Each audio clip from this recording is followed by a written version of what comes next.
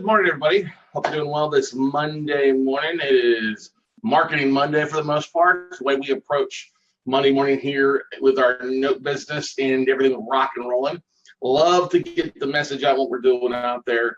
But hopefully already had a phenomenal weekend. Had a great weekend here in Austin. We had quite a good group of new mastermind members coming in and spending a couple of days with me here Friday, Saturday, Sunday for the fast track. We got two characters behind us here that we're talking about that have later flights out of Austin this Monday.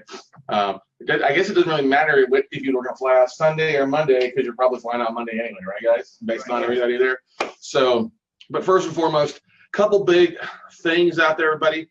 One, we will not be having a no closer show, normal Monday night webinar, just because of I am flying out tonight as well to Nashville for a couple days to do some filming and some video updates and some of our training and things. I'm pretty excited about it.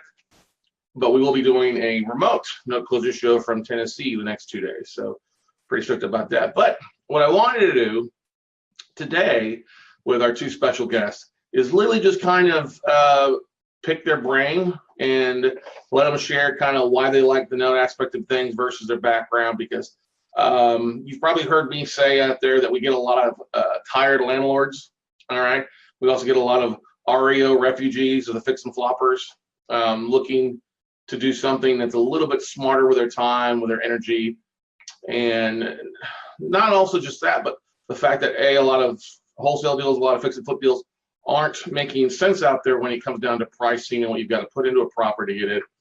Plus, you know, the market's getting tired. A lot of investors are coming into the market, but their demand is driving prices up. Can we agree to that, guys? Oh, hell yeah. Yeah, exactly. So let's give a big round of applause for Jim and Ken joining us from New York and New Jersey. Hey, guys. Good morning. High five. There for you. So you can see the screen over here. It's a little delay there. When I look at the blue screen, all right? The blue screen. There you go. But the blue video camera up here is when we talk. So I'll start first with you, Ken. Tell them who you are, where you're from. My name is Ken Deen. I live in New York. I'm a software developer for a financial institution. Cool. I started out real estate investing, fix and flip about 3 years ago. And in New York, that market just keeps getting tighter and tighter. It doesn't really make sense anymore to be in that space anymore. So I was looking to invest in something else, and I thought this notes business would be a good place for me to invest in. Cool. And you haven't bought a note yet? No, I haven't. Not yet, but you have pulled the trigger on fix and flips and rehab, stuff like that. Besides working full time, you also got two amazing kids and a wife, happy life, right? Yes, we always get to thank the spouses there for being supportive. But what's the biggest things that have drawn you to note investor? I mean, besides just this colorful character next to you here, some things, but what else? It's passive. I don't have to be, and when you're doing fix and flip, you always have to be up behind contractors. I have to be inside. Most of the weekends I'm on site managing the job. Fix and flip, I mean, notes I can be more virtual. Right. And having a full-time job, that makes more sense to me. So I really enjoy that aspect. Yeah, because I mean, you're still putting in 40 plus hours. 50 hours. You said something to me that a lot of people that have some experience in their jobs are kind of facing. You want to talk a little about that? Yeah. Everybody feeling that way too? Yeah, I've been in the industry for like 20 plus years as a software developer.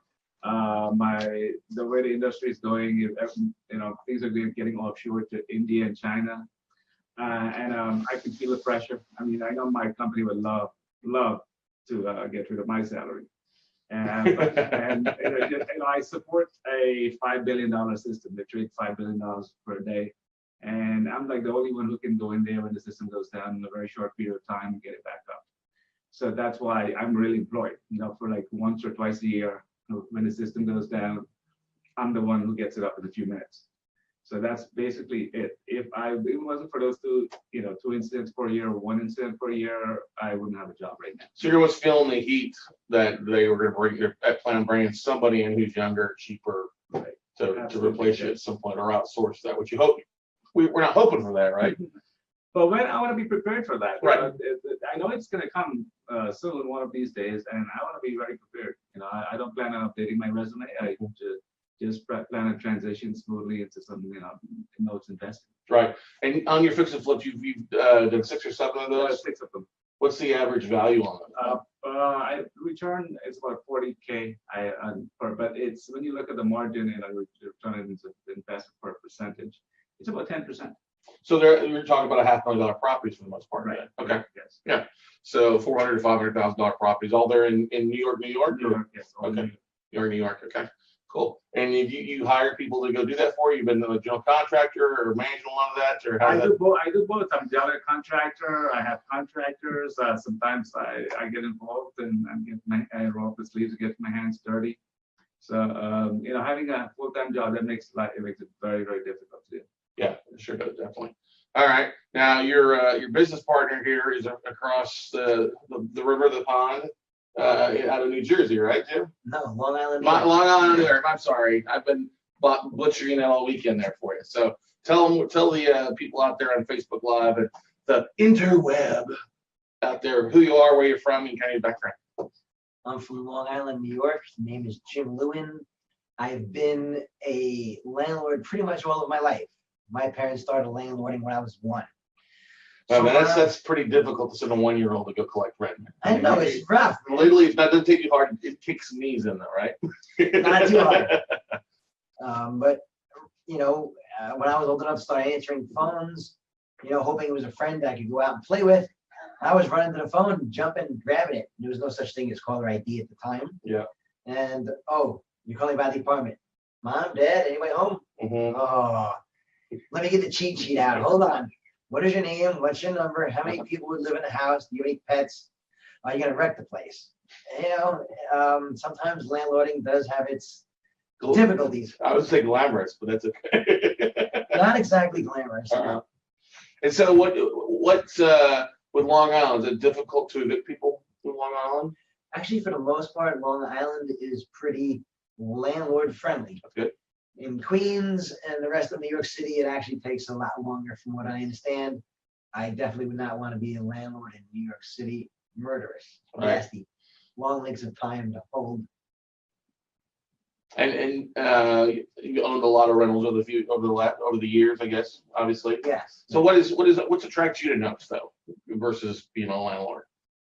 I've always kind of heard about notes when I started looking around to see what else is out there, because being a landlord does sometimes burn you out, and we hate being burned out and disapproving of our work.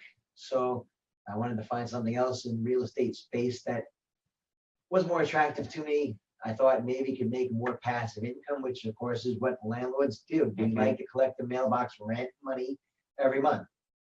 The problem is when it doesn't come. The non-performing note space I fell in love with because I still get my passive income in my mailbox without having to worry about having to fix up, clean the stove, the oven, the refrigerator, replace carpet that have cigarette burns when they're not supposed to smoke. Pet feces when they're not supposed to have pets. That's right. Good times with that. Not.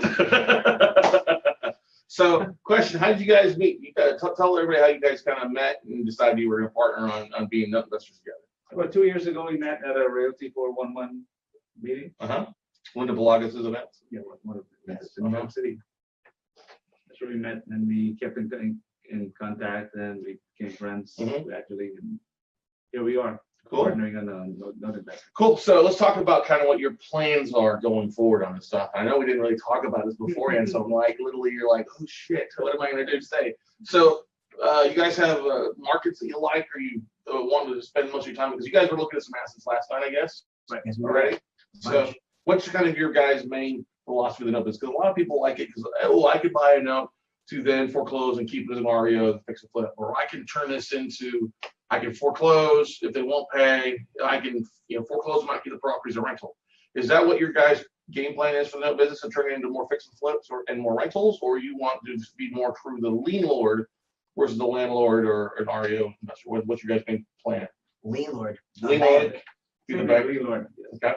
And your focus is what when you look at assets to buy in what specific states do you guys like to look at? Yeah, we started looking at the East Coast, and southern East Coast. Okay.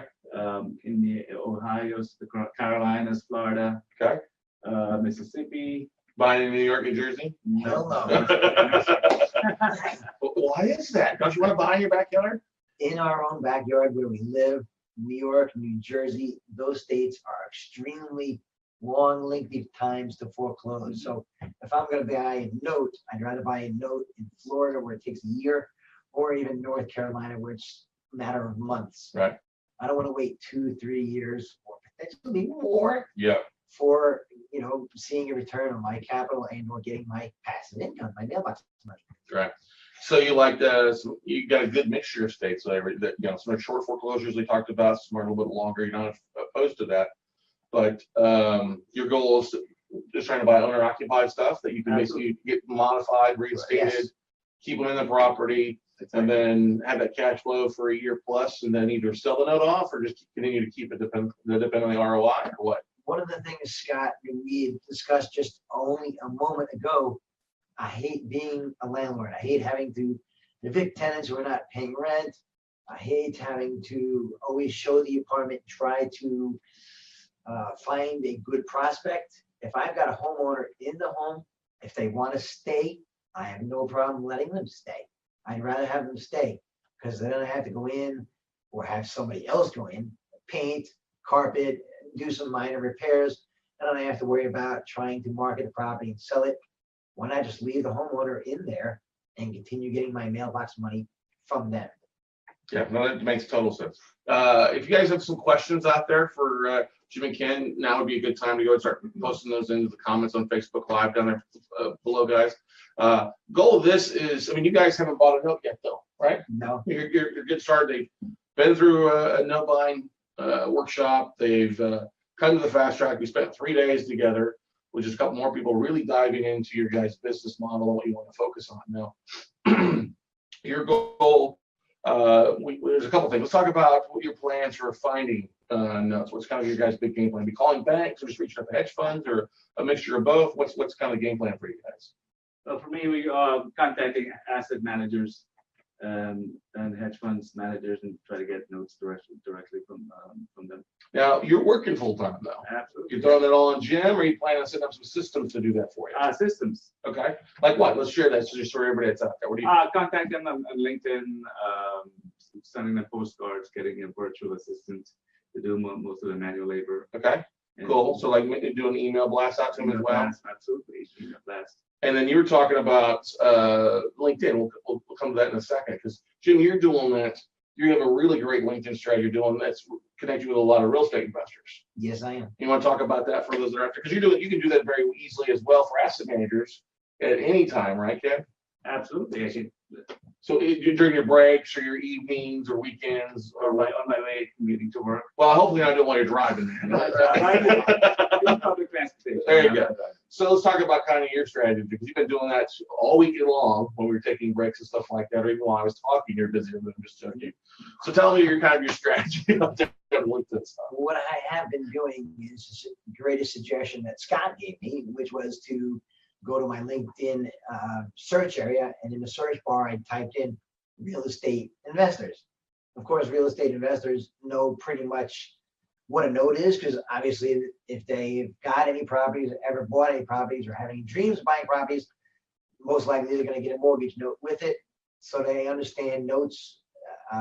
It's easier to get them to follow along and understand what we're going for, what we're chasing after, and hopefully I can get some of them to actually invest with me as well. And in the search bar, once I get to real estate investors, I just click on and ask people to connect with me. Mm-hmm. I send them just a short little message saying, hey, how you doing? I think we might be a fit, please connect with me. I ask them to connect. And I go to the next one. I do the same thing. I just copy and paste. I quickly type in their first name. Yep. And then go. Now you're doing this from your laptop, or what are you doing it from? Actually, I've been doing it while we're on breaks from the fast track on my cell phone.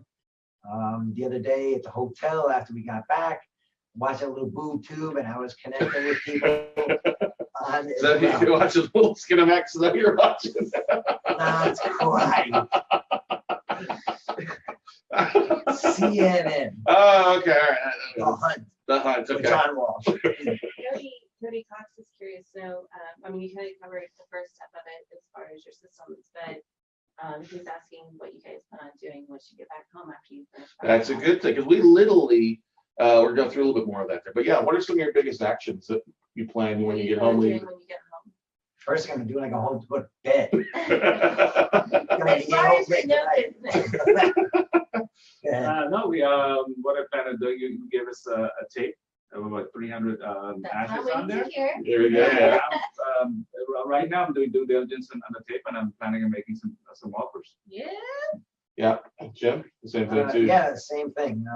We're kind of looked at some of them last night after you left, and we were narrowing down, Florida assets, Virginia, South Carolina, North Carolina, Ohio. We're really going to try to narrow it down to where we can find maybe 10, 20 assets that we can hopefully put in bids on and hopefully have 4 or 5 accepted. Sure, but that's why you're also leveraging the LinkedIn real estate investors as contacts of them that you can reach out to do what? Do you buy notes or potentially fund some of your guys' deals?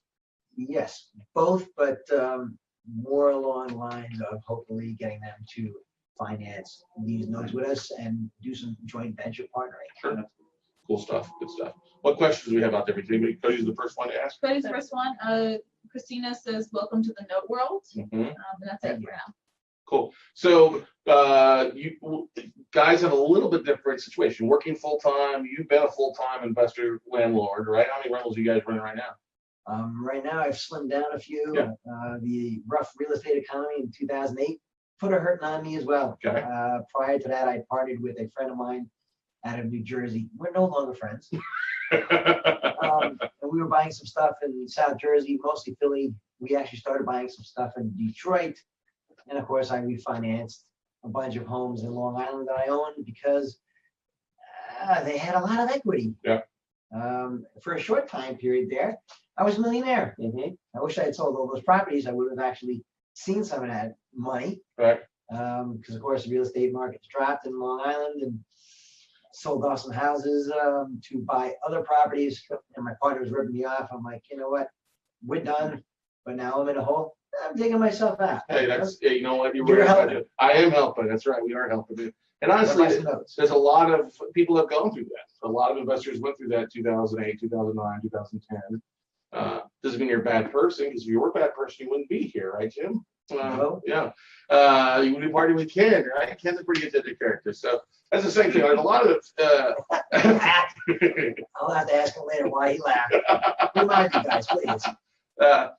There's a lot of real estate entrepreneurs out there that did hit the skids a few years back. I mean, I had a couple properties that were worth one thing and just continued to drop, and got rid of them and sold them off, and showed up with checks and paid off the investors on those things out of my own pockets. And that's not what you want to do. You want to show up at closing and get a check, not show up at closing with a check. Right? Yes, no way.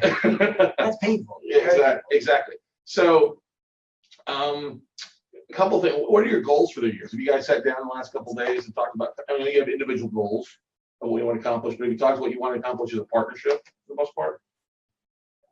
A bit. We actually talked about it briefly last night. Mm-hmm. We certainly can partner with each other. Right. But we're both newbies.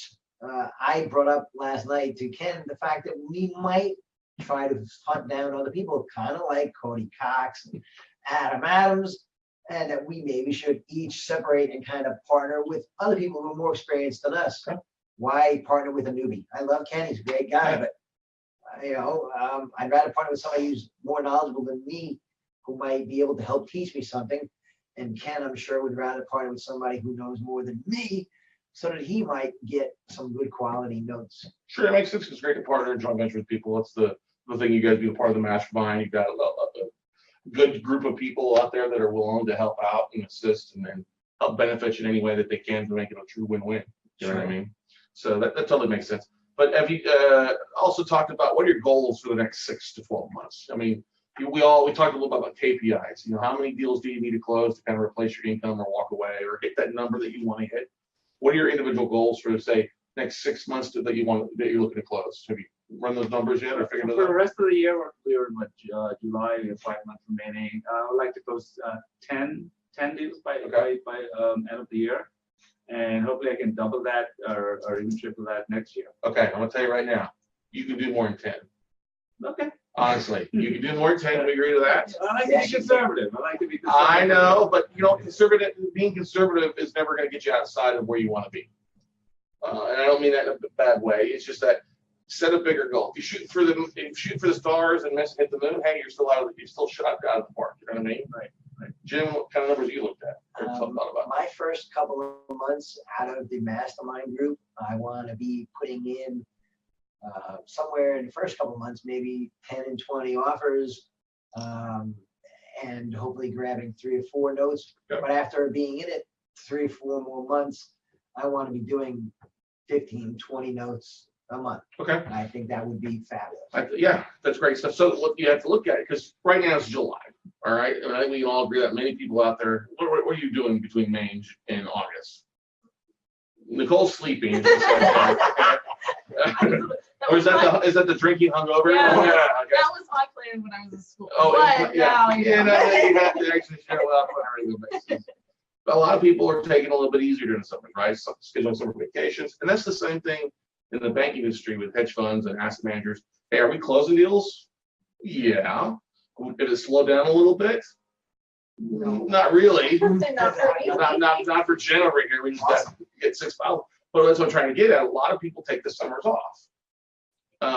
But that's when most people are moving houses, moving or selling a house or buying a house, things like that, because they've got that right. Now, what's good is you're right that we got basically 5 months left in the year, right? And especially the last quarter of the year is always the busiest time of the year, all right?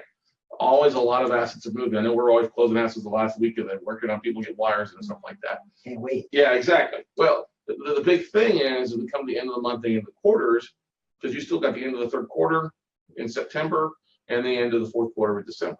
Yes. So you've got basically ramping up. So to ramp up and then it fade down over the summer months. It's basically ramping up to get stuff in here. So honestly, I think you can both close at least 10 deals by the end of the year. Oh, definitely. It's very, very feasible. And you guys are both coming to Cape Coral for the mastermind? Yes. Okay. So being Cape Coral 2 weeks and be able to hang out with 60, 70 of the other mastermind members out there for 3 days, which will be fun. Yeah, play some more bids. Oh, yeah. You should all both be getting at least 10 bids in by Friday to Jen and myself on those. So we can hopefully get you a couple deals approved on that stuff there. Things. So that's 20 total between the two of you. The thing you want to keep in mind, if you're making 10 offers a month, just be careful because that could only really relate to maybe 1 to 2 notes per month. Not that it's a bad thing, but knowing your guys' numbers and where you want to ultimately get at, you got to take that number to a little bit higher level. Okay, and it's okay. Frank had a really good point this weekend talking about he was scared. Oh, I'm scared to make offers because what if they all get accepted? Right? You ever felt that way? Yes. Yeah, that's normal, right? A lot of people have felt that. Oh, I can only make an offer on 1 or 2 notes because that's all the money I have. Well, Jen, do we always see 100% acceptance rate? Have we ever seen somebody get 100% of their bids accepted the first time? Hell no. Okay. And Frank and Lisa, if you're on an airplane still somewhere or stuck in an airport, they're in Baltimore on their way, great. We love you, but that's a very common fear that Frank shared with us yesterday. I'm scared, and I've got some private money and I've got some IRA money of my own that I can do some stuff with. I have some 401k that I rolled into it. Because I'm a little nervous. I'm like, well, listen, you have to expect you're probably only going to end up seeing about 30-40% initially approved out of your bids as a newbie, and out of that, probably a third of those are going to close. So 10%, 15% closing ratio, depending on what your bids are, it makes sense. You look at Al Curiel, who just closed on his first deal last week. Yeah, he's made 10, 15 offers, but he was way lowballing them. So as you make your offers, you're going to get a better feel for that asset manager, for that fund, that bank, and what they're looking for. And she'll get better initially at your pricing to come in at what they're looking for. It's just, we all get better. It's like riding a bike. Yes. I bet you're better now as the landlord than you were in your first year at age 1, yeah. right? Oh, yeah. Your rehab at number 6 was better than your first one. Oh, yes. Yeah. You had a couple tuition classes in there on learning what not to do, right? So I think that's the biggest thing a lot of people fail to realize. Not these guys, but out there that like, oh, I'm only gonna submit 2 offers because this is all I have. But, yeah, if it does get approved, great. You're in a good situation. You make 10 offers, 10 get approved, and are attached to one of the deals. What's that gonna make you do? Go out and get 10 more. Yeah, but also go out and market more, Yes. right? A lot of marketing. A lot of marketing, emails out of your database, wholesale on a couple of those deals, jumping on LinkedIn or sending emails out. That's what the biggest thing about everybody's week has to realize. It's Monday. It should be marketing Monday. I know several people out there have emails that went out last night that are so that when people walk in the office come Monday morning, they're rocking and rolling. Okay, that's simple systems that you can do whether you're working full time or you're a full-time investor. Things to do. Any other questions or comments out there from anybody? No. No. So So congratulations to Al on closing his first note. That's terrific. yeah, it's good stuff for Al Curry because he originally had 2 accepted. And he said, now what Al did also though, he sent out emails to IRA investors, and he actually got a guy to write him an $80,000 check at the third meeting one. That's really good. So That is good. yeah, he's like, I got money to burn, right? I got money to burn. All right, well maybe not burn it, the money to spend is probably a better way to put it. So I wanted to bring these 2 guys on just to give you guys a little bit of insight on simple things that we kind of cover in our fast track. What's another thing that you guys enjoyed that we went through this weekend you guys enjoyed, or anything that was like an aha moment for you? Start first with you, Ken. Marketing. The marketing strategy was phenomenal. It's like things I've never thought about in my life. Never think about it. That's pretty normal. But just kind of, was it more so just the different topics, or do you feel like, oh, this doesn't look as difficult as I thought it was? Right. Well, I attended the virtual training in June. Yep. So this was more of a continuation of that training. So I had a good background when I got here already. So we connected the dots. connected the dots, tighten up the books. Cool. So, but it was a phenomenal experience. Cool. Jim, what about yourself? Anything big that was ahas for you this weekend? Similar to Ken, yes, marketing. It's easier to raise private capital if one is marketing between Facebook and LinkedIn and so many other social networks that are out there, letting people know what Ken and I are now doing. We're transitioning away from being landlords, working the 9-to-5 job. Right. Yeah. We want to separate ourselves away from that. We want to get ourselves positioned in a way that we can start raising large sums of money to help other people take down notes with us, and at the same time help keep some homeowners in their properties. True win-win scenarios of co-opetition, basically. That's good stuff. Yeah. That's good stuff. Any other questions from everybody out there? We'll make sure and post your LinkedIn profiles in the comments as well, so people can connect with you as well. So we can expand that database as well for you. One of the big things that we see a lot of is, and I'm going to pick on Ken here a little bit. You asked a couple questions, and I'm like, oh, I can't go down that. Don't go down that road, because you come from a fix and flip background, and you're like, well, one question is, well, what if I buy this note to fix and flip it? But I'm like, where have your 6 fix and flips been? Have they all been near you? Yes. Okay. Driving distance. Driving distance. Okay. Rehabbing a property within driving distance is a whole lot different than if it's in Florida or South Carolina, right? And so a lot of investors, especially working and 2 kids, you don't have a lot of time to jump on planes to go down to Magic. No. Right. So I only bring that up because a lot of people like that. Oh, I can create my own REO flips, or that's not a good property. I can drop 25, 30, 50 grand into it and rehab it and then turn around and sell it for 30, 50 grand. All right. That's one thing big, the note business. Hey, don't be looking to do rehab across the country. You can buy stuff that's in good condition that will cash flow now, that you end up netting more in the mortgage payments than you would net after a landlord or a rental. Your ROIs will be higher by buying something that's say 35, 45, 55% of value and then selling it at 80, 85 on a reperforming note sale and yielding a really great return too, because you're going to get it cheaper because it's a distressed note. You're going to get it 6 to 12 months ahead of everybody else. And then also you've got more exit strategy options. Now let's talk about that. Where were you finding your fix and flips? Was it letters, postcards, foreclosure lists, foreclosure lists, auctions, and realtors that I connected with. Okay. And were you doing a lot of direct mail out or just contact? I didn't do any of that. You just didn't have time, right? I'm not just, right. Right. And Jim, you ain't done. I didn't ask you. Did you fix some flips or not? It's been all. Mostly some guys I partnered with in Philadelphia did a little bit of fix and flip. Okay. I kind of supervised some, but Sure. they handle most of it. And do you know if they were sending out direct mail or how were they finding those deals? Oh, no. Just through contacts they had in the Philadelphia area, Okay. which is why I was going there. It was only a 3-hour drive to Philadelphia. It's like driving to Dallas and back. Yeah, except you got a 3-hour drive back home. I was spending 10 hours in Philadelphia. You're not feeling like Rocky, like running up the yards and go, you had the eye of the tiger. I think that The eye of the distressed tiger. mine's stressed out. Or the eye of the distressed buyer. Oh no! Yeah. Adrian, please save me. Good stuff. So that's the big thing. With your marketing, you're not going to be sending out postcards, or you're literally reaching out to asset managers that stuff available for you. You've got a list of asset managers in your inbox now. We sent you. Thanks, Scott. That you're welcome. That's one of the benefits of coming to the fast Come track. to Fast Track, guys. I We'll hook appreciate you that. up. I'll pay you later for that one. That's good stuff. But 50 cents, 50 cents. hang on, I think I got a quarter here on the table. We'll give it to you there for you. But anyway, everybody, thank you guys for being here and hanging out and sharing your insight for the weekend and stuff like that. So, if you guys out there have any questions, feel free to post below here. We'll tag Jim and Ken there so they can also answer any questions. We'll put their LinkedIn profiles so you can connect with them online and kind of follow their success. Because I expect big things from you guys. You guys are doing great. You got great minds about yourself. You're doing a really good job, especially working full time to balance that and do rehabs. You're also a focus of some of you for a while now and do some stuff there. So I'll pay you later. not a problem. Just give me the 50 cents back. We'll be good. All right. But you guys want more information on our fast track? Drop me an email at Scott. We'd love to get on the phone and talk with you a little bit about it. But our biggest goal, as always, is to do exactly as our company says. We close notes.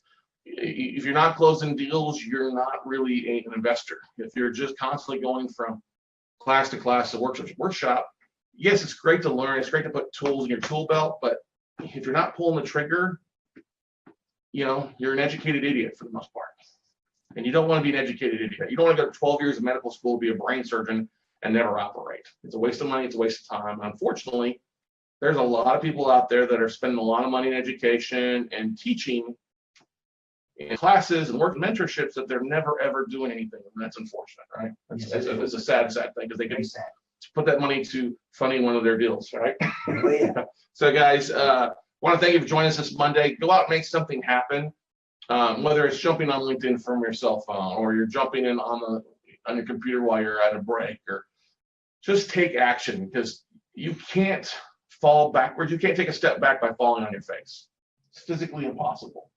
All right. Yep. So even if you're failing forward and making mistakes, you're moving in the right direction. It's better to do that versus being scared of making any mistakes, because you never take action. You're never get smarter. You're never going to learn from your mistakes. You're never going to learn and grow as an individual. You got to get outside the box, and don't be afraid to set your goals higher. Yes, I love the idea. Hey, I'm comfortable with 10 deals.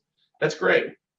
That's not going to get you where you ultimately want to go, based on if you look at your numbers and what you want to do to accomplish your goals, replace your income, become a full-time investor, leave your job, cover your bills, get out of debt, whatever it is. They're all valid points for things. So I want to thank you all for joining us this Monday. We look forward to seeing you guys throughout the week, and we'll see you all at the top. Bye. Thanks, guys. Thanks, Bye-bye. guys.